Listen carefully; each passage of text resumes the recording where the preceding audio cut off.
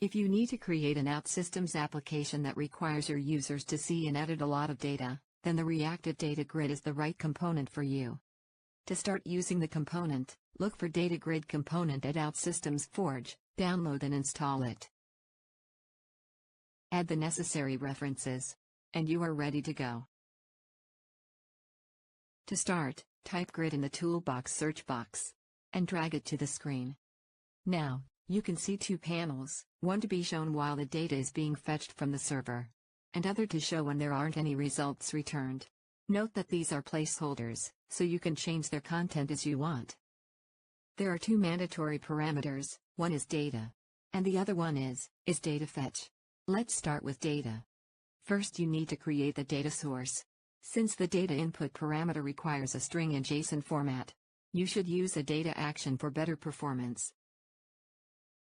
The action should have an output parameter of type string. In this case the name is data, but you can name it whatever you want. You will need to list all the products in the catalog, so use the sample products entity in the aggregate. Drag the entity to the flow to create the aggregate.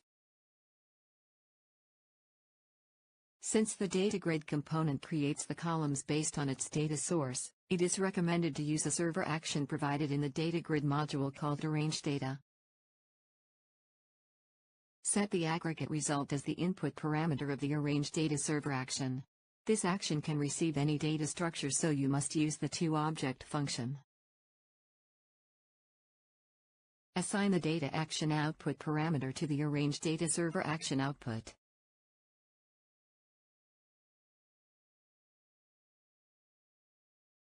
Now, set the data grid input parameter data to the output of the created data action.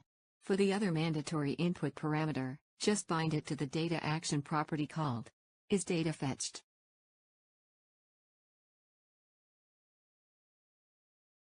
The module is now ready to be published. For this use case, you didn't have to specifically define any column structure. The data grid component will create the columns automatically from the data. Just open the page and check that a loading message appear while the data was being fetched from the server and all the data is displayed in the data grid.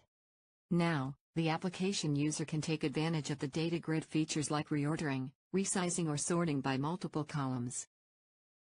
What about adding a text box and a button to perform search in the data grid? There is an accelerator block that can be used for that called search data.